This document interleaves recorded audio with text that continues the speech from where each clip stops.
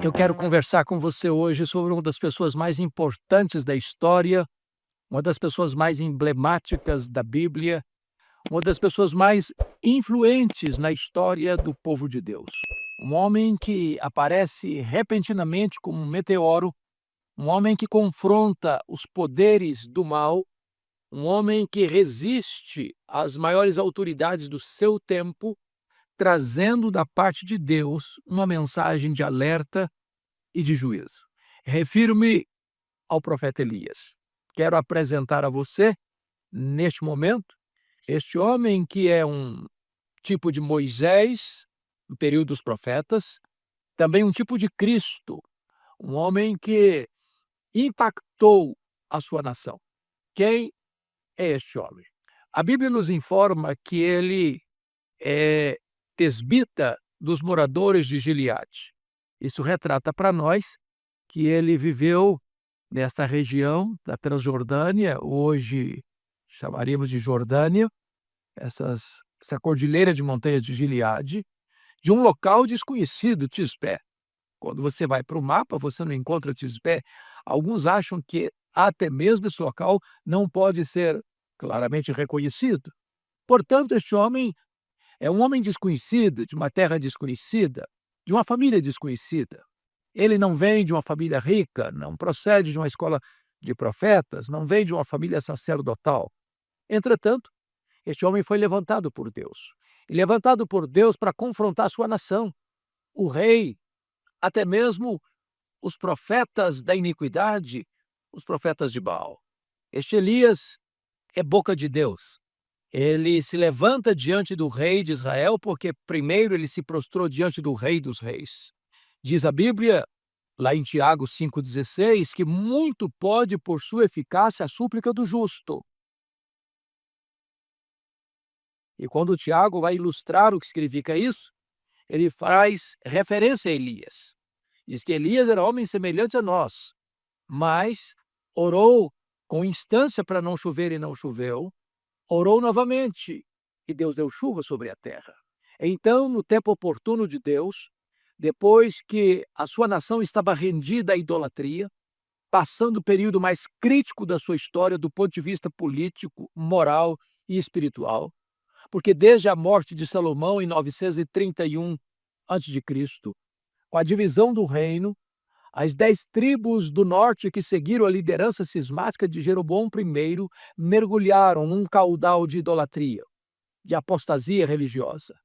Já tinham passado pelo poder Jeroboão I, Nadab, Baasa, Elá, Zinri, Onri, e agora estava no poder Acabe, batizado de o pior rei de Israel. Se não bastasse essa biografia tão sombria, ele casou-se com Jezabel, filha de Etbaal, lá de Sidom, adoradora de Baal, pronta a levar a causa de Baal às últimas consequências em Israel. E ela não só veio para Israel, como primeira-dama, mas ela impõe em Israel o culto a Baal, à força da baioneta e da espada. Se não bastasse isso, ela persegue e mata os profetas de Deus. Ela, na verdade, comanda o reino, porque Acabe é um homem fraco, frouxo, sem estrutura granítica. Quem comanda é ela, quem dá as ordens é ela, quem patrocina a maldade é ela. E ele é um rei que não tem estrutura emocional nem sequer espiritual para assumir a liderança do seu rei. Então a sua mulher perverte Israel, patrocina os males mais horríveis em Israel, e agora Deus levanta Elias. Não um partido político, não um novo segmento religioso. Levanta um homem semelhante a nós, para ir ao palácio, para enfrentar a carranca do rei, a fúria da rainha, para encarar as hostes do mal, cara a cara, e declarar ao rei Acabe o seguinte: tão certo como vive o Senhor, em cuja presença estou, nem chuva nem orvalho haverá em Israel nestes anos. Por que ele está trazendo essa palavra de juízo? Deus havia alertado lá na aliança de que se o povo se voltasse para os ídolos e abandonasse ao Senhor, uma das maldições da aliança era a seca. E naquela conjuntura agropastoril, a seca, representava o colapso da economia, a fome, a pobreza extrema. E Elias está fazendo isso porque Baal era considerado o patrono da prosperidade. Era considerado o deus das chuvas, dos trovões, da provisão, da riqueza. De tal forma que quando se colhia os frutos da terra, ou quando se tinha a cria das ovelhas lá no campo, atribuía-se a Baal este benefício. Então Deus está aqui quebrando a espinha dorsal de Baal. Deus está quebrando a autoridade de Baal. Deus está demonstrando através do profeta Elias que Baal é um ídolo vão, que não tem poder, que não tem qualquer controle da natureza, que quem dirige a natureza é Deus.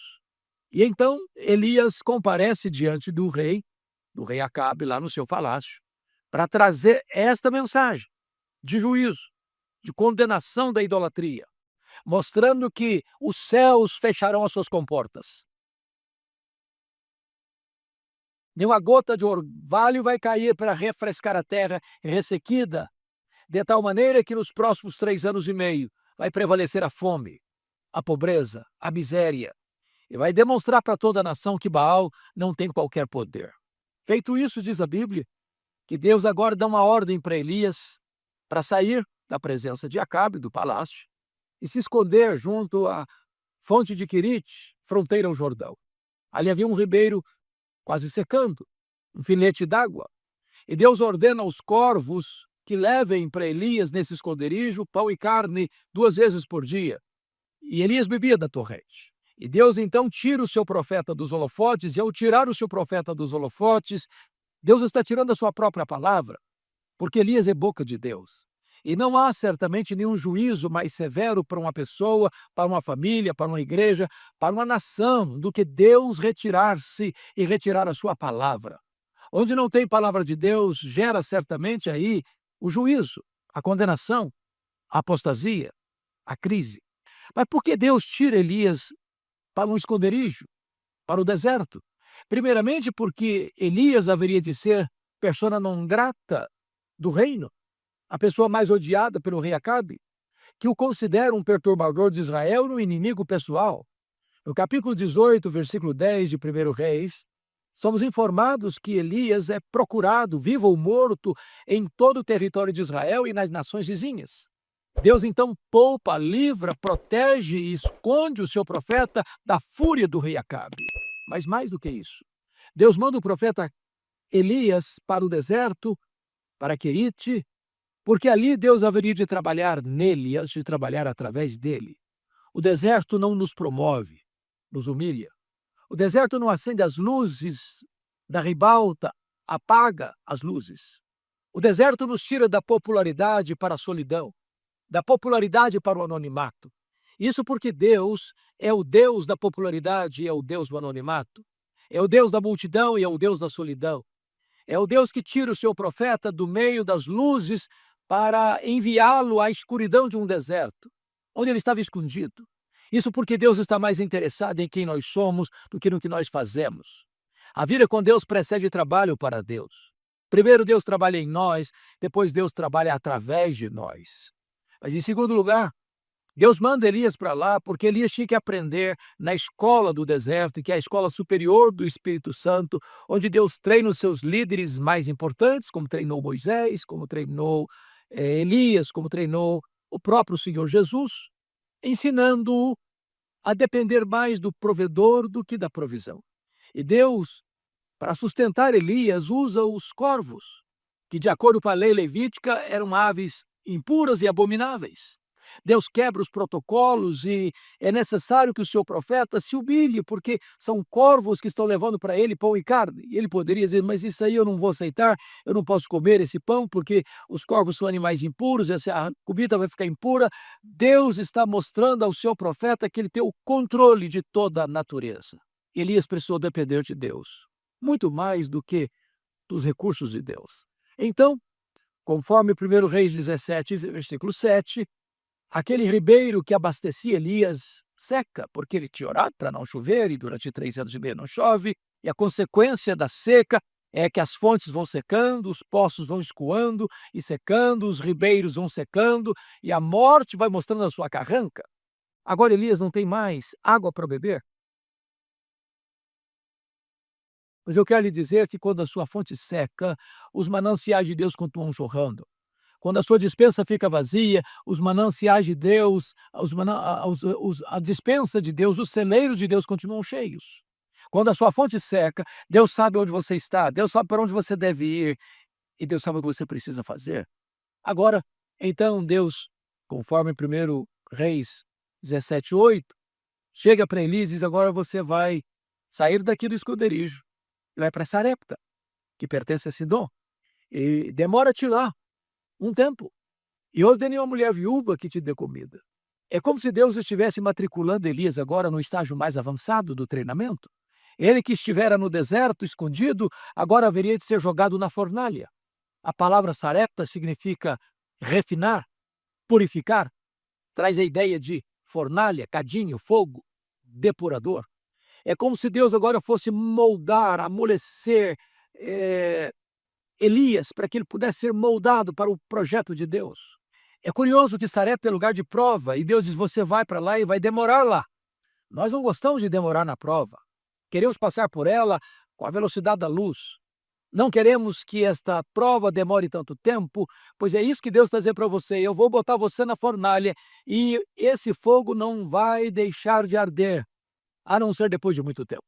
O que é curioso é porque que Deus manda Elias para Sidom, em Sarepta, Sarepta que pertence a Sidom.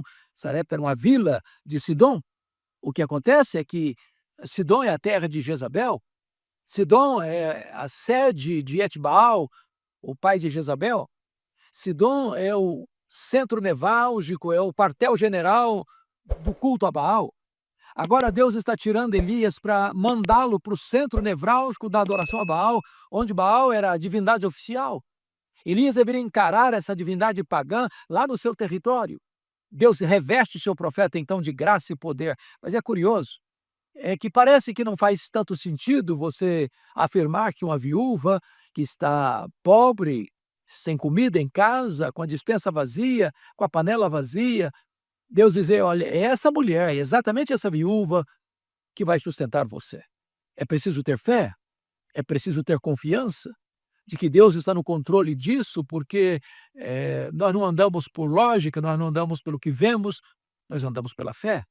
E Elias, depois de uma jornada de 150 quilômetros, assolado pela seca, atormentado pelo calor, angustiado pela sede torturante, ele chega no território de Baal para uma viúva gentílica, naquela mesma cidade que, muito tempo depois, 7 séculos depois, Jesus vai também a Sidom. E lá tem uma mulher que tem uma filha endemoniada. E essa mulher clama a Jesus: Senhor, tem misericórdia de mim. E Jesus não a escuta. E os discípulos dizem: Jesus, despede essa mulher. Ela vem gritando atrás de nós. E Jesus diz: não é bom tomar o pão dos filhos e entregá-los e dá-los aos cachorrinhos. E esta mulher diz: Senhor, mas os cachorrinhos comem das migalhas que caem da mesa do seu Senhor. E Jesus olha para essa mulher gentil e diz: grande é a tua fé, seja feita conforme a tua vontade. E a filha dela ficou curada. É na mesma cidade dessa viúva de Sarepta, é em Sidom. Também com o coração angustiado. E quando Elias encontra essa viúva e pede um jarro d'água, e ela vai pegar a água para o profeta, Elias diz: traz também um bolo. Ela disse: bom, eu estava catando alguns cavacos para fazer a última refeição para mim e para o meu filho, e terminada essa refeição nós vamos morrer porque acabou a farinha na panela, acabou o azeite na botija. Elias então ordena essa mulher a trazer primeiro para ele, e depois então para ela e para o filho, porque não faltaria mais azeite na sua botija, não faltaria mais farinha na sua panela até a chuva chegar. E aquela mulher experimenta o milagre de Deus em sua cozinha. Toda vez que ela ia fazer a refeição, olhava na vasilha, o mesmo nível de farinha, o mesmo nível de azeite. Deus é o Deus que multiplica a farinha na nossa panela e o azeite na nossa botija. Ele é o Deus provedor. Ele é o Deus que nos dá o pão de cada dia. Ele é o Deus que cuida de nós a todo momento, em toda circunstância. Mas, ao mesmo tempo, na casa que acontece esse extraordinário milagre, também acontece uma tragédia, porque o filho único dessa viúva adoece e morre. E na cabeça dessa mulher, Elias está lá para revelar o pecado dela, trazer à tona os erros dela, para matar o filho dela.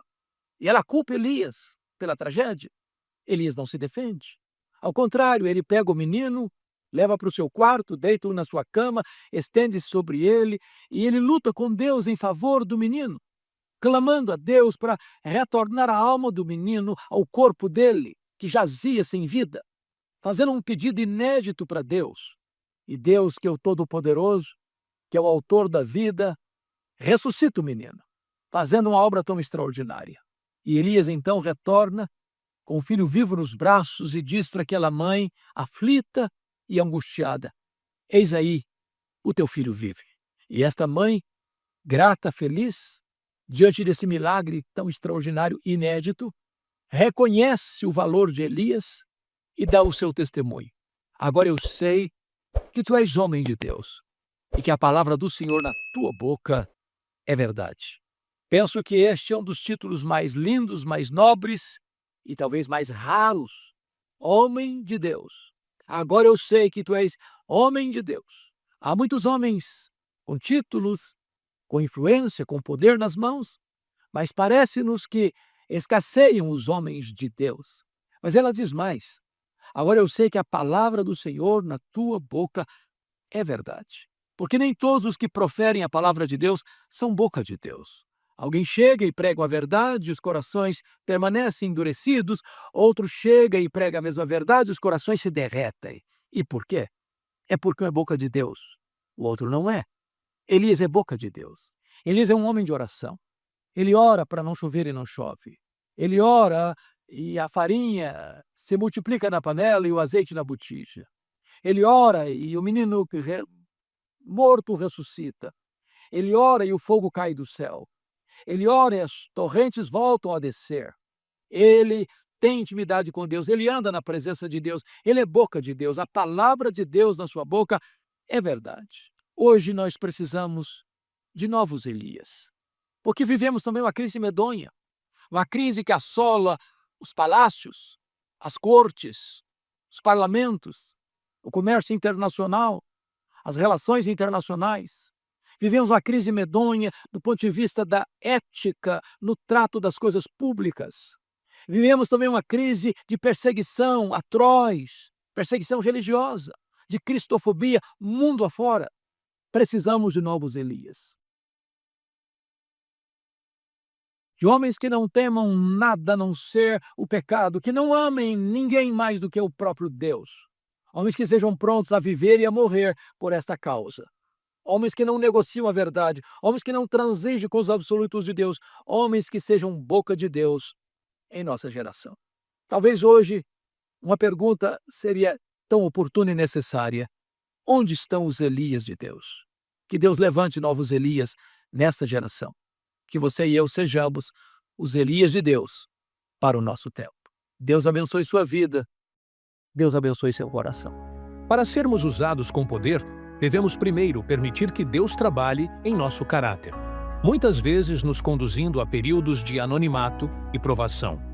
Nesses momentos difíceis, a fé é purificada e aprendemos que Deus é o único provedor, capaz de sustentar, multiplicar o que temos e até ressuscitar o que parecia acabado.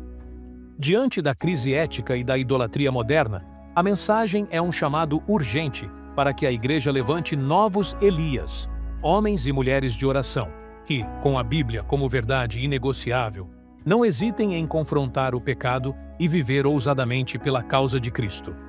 Sinta-se à vontade para debater respeitosamente sobre este tema na seção de comentários. Não se esqueça de deixar um gostei e se inscrever no canal para receber os próximos vídeos. Um abraço a todos e fiquem com Deus.